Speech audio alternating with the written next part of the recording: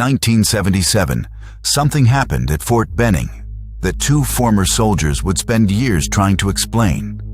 Not a rumor they heard later, not a story from a friend, but a night they claimed shattered the world around them. One remembered a bright light, frozen men, missing hours, and a voice that did not sound human. The other remembered chaos, beams of light, burning aircraft, and a firefight that should have left a paper trail. And that is what makes this case so difficult to ignore. Because the details are strange. But the silence around them may be stranger. If real documented mysteries are your kind of story, subscribe now, because this case only gets stranger from here. And by the time we reach the end, the biggest question may not be what they saw, but what was hidden afterward.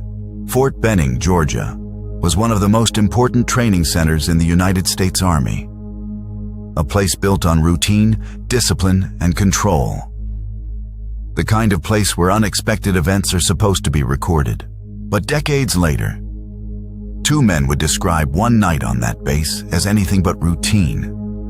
They would describe confusion, lost time, illness, and memories that did not return until years later. The first man was John Vasquez.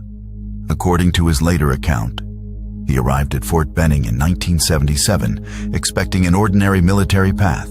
He was assigned to Delta Company and for years remembered nothing especially unusual about his service. Then the nightmares started, not vague bad dreams, but repeated scenes that felt violent, disjointed, and far too vivid to dismiss easily.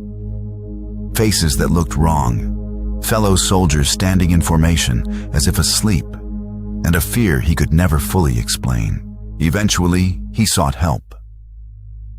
A psychiatrist reportedly suggested hypnosis and regression therapy to uncover the source of those recurring images. What came back, at least in his telling, centered on one specific night, September 2nd, 1977. That evening, new recruits from multiple companies were reportedly called into formation for an outdoor parade. Vasquez later said roughly 1,300 men stood in long rows waiting for a routine address.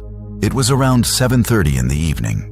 Nothing about the moment, at first, suggested that it would become the center of a decades-long mystery. Then, a soldier nearby noticed a faint light moving across the sky. At first, it looked harmless.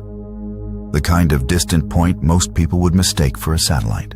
But this light did not behave normally. Vasquez would later claim it stopped, changed direction, and moved again in a way that caught everyone's attention. Then came the sound. He described it as a rushing force, like wind pushed through a concrete tunnel, rising over the field. When he turned toward it, he said a bright light was coming out from the nearby woods. In his memory, it lit the area so intensely that the night suddenly felt like broad daylight. What happened next is where his account becomes deeply unsettling. Some men ran, some froze, and some, he said, appeared to fall asleep while still standing upright. Vasquez later claimed the man in front of him remained on his feet but looked completely gone. Head lowered, body still, as if whatever was happening had switched him off. Then Vasquez blacked out. And when awareness returned, he said he could no longer move properly from the waist down. Around him, the formation had broken. Some soldiers were running toward the trees, others were hiding under nearby structures, and others still seemed locked in place. A fellow soldier named Allen allegedly grabbed him and pulled him toward cover. According to Vasquez, that physical contact seemed to break the paralysis enough for him to move again. From under a nearby building, he said they watched officers and enlisted men standing motionless in the open. The captain behind the podium was still there, but no longer in control of anything. Vasquez claimed some of the men who had stared directly into the light looked physically wrong. Eyes wide, jaws slack, expressions empty, like they were present, but not fully conscious. Then another detail entered the story. He said a small orb descended near a sergeant and struck him unconscious when he tried to restore order. At that point, the the scene should have become unforgettable. Yet what follows in Vasquez's account feels more like fragments than a clean memory. He described the light returning, brighter than before. He described a voice speaking directly into his mind, telling him not to be afraid and to come out. Stay with me here. Because the detail most people miss is the one that changes this entire case. Vasquez did not describe this as simply seeing something strange. He described being mentally compelled by it. He said he stepped out into the light. He said he saw shadowy figures moving around him. Then, according to his later recollection, he was struck from behind and lost consciousness again. What came next would become the most debated part of his entire story. Under hypnosis, Vasquez claimed he remembered being lifted upward. He described a tingling sensation across his body as if electricity was moving through him. He said he was told to keep his eyes shut. He said that when he looked, he saw rows of men lying nearby, unconscious or immobilized. He also described being standing over tables, performing what he believed were examinations. And in his account, a female voice in his head told him to go back to sleep. Whether that memory reflected something external, something psychological, or something chemically induced remains impossible to prove. But in Vasquez's version, the terror did not end there. He later claimed he was shown disturbing visions, a damaged earth, impossible imagery, and faces that seemed to melt like liquid metal. Then, suddenly, he was back, standing in formation again, but now surrounded by details that no longer made sense. He said the men beside him were not in the same positions as before. Some were dizzy, some were vomiting, and many seemed disoriented and physically drained. The captain, according to Vasquez, no longer gave the speech at all. Instead, the men were simply dismissed and sent back to their barracks. Back in his room, Vasquez noticed his uniform was in disarray. His boots were laced incorrectly, his shirt was off, and his body felt wrong. Then came one of the strangest physical details in the entire account. He claimed there was a glue-like substance inside his trousers, and that others reported something similar. There was also the issue of time. Some watches, he said, showed only minutes had passed, while others suggested the night had advanced by several hours. That is the part of the story that keeps returning no matter which version you hear. Not just fear, not just lights, but confusion, illness, and a gap no one could properly explain. For years, Vasquez said the memory remained buried beneath nightmares, spasms, and flashes of dread. Only later did he begin trying to recover records connected to that night. He filed information requests. He looked for medical files, reports, and anything that might confirm a large-scale incident on the base. What he reportedly found only raised more questions. There were references to soldiers becoming ill and mentions of a measles outbreak, but missing medical records as well. And that might have been where the story ended. One man's recovered memory, strange enough to fascinate believers and easy enough for skeptics to dismiss. But then another name entered the picture: James Norton. Norton was not presented as a young recruit struggling to make sense of old nightmares. He was a command sergeant major, a higher-ranking figure whose later account made the case even harder to classify. According to reports, Norton did not know Vasquez personally. Yet when he came forward years later, he described the same date and the same base, but his version of events was not identical. In some ways, it was even more disturbing. Norton did not describe paralysis and tables.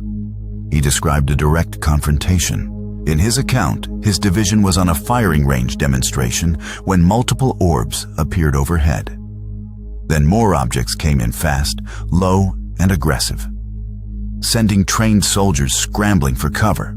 According to Norton, beams of light were fired, and he claimed the troops responded with live return fire. He described explosions, severe burns, and pure battlefield confusion. At one point, he said a helicopter was destroyed. He also claimed one of the objects was actually hit and brought down. And before losing consciousness, he said he himself was struck by a beam and badly injured. When awareness returned, Norton said cleanup was already underway. Unidentified personnel were moving through the area, and wreckage was allegedly being removed before questions could be asked. He remembered seeing downed craft described as white and oblong. He also remembered becoming violently ill afterward, with a fever so severe it required emergency cooling. That version of the story sounds almost impossible. But that is exactly why it matters that it does not perfectly match Vasquez's account. Because if both men were inventing everything from scratch, you might expect cleaner overlap. Instead, you get something messier. Shared date, shared base, shared disruption, but different remembered details. And what comes next is where this case stops sounding like a simple ghost story. Because once two former soldiers are pointing to the same night, the question becomes whether they are remembering badly or remembering pieces. There are, of course, more grounded explanations. One skeptical theory is that illness played a major role. A severe infection, high fever, or neurological reaction can distort memory and perception. That could help explain voices, visual distortions, confusion, and even broken timelines in retrospective accounts. Another theory is darker, but entirely human. Not extraterrestrial contact, military experimentation. If some kind of test took place, chemical exposure or memory manipulation could account for paralysis, sickness, fragmented recall, and the sense of missing time. And for many people, that explanation is no less disturbing than the alien one. Because if the event was man-made, then the silence afterward becomes easier to understand. Missing records, vague medical explanations, and long-term fear would all fit a cover-up of a very different kind. Vasquez also reportedly received a document referring to a weapons-related test at Fort Benning during that same period. Later, he said officials challenged the authenticity of that document and demanded it back. That does not prove what happened, but it does add another layer to a case already buried in contradiction. So what are we left with? Two men, one date, one military base, and a night neither account can place safely inside ordinary reality. One remembered lights, paralysis, and missing hours. The other remembered combat, injuries, and an operation erased almost as quickly as it ended. Maybe one of them was wrong, maybe both were. Maybe illness, stress, suggestion, and time distorted everything that came later. Or maybe they each carried back different fragments of the same event. Fragments that never fit together cleanly again. A psychological collapse, a hidden military test, or an encounter neither man had the language to describe. Whatever the answer is, this story survives because it never resolves neatly. And some of the most unsettling cases are not the ones with the wildest claims, but the ones where the silence feels intentional. If you want more real mysteries told through records, contradictions, and unanswered questions, subscribe, because the next file is already waiting.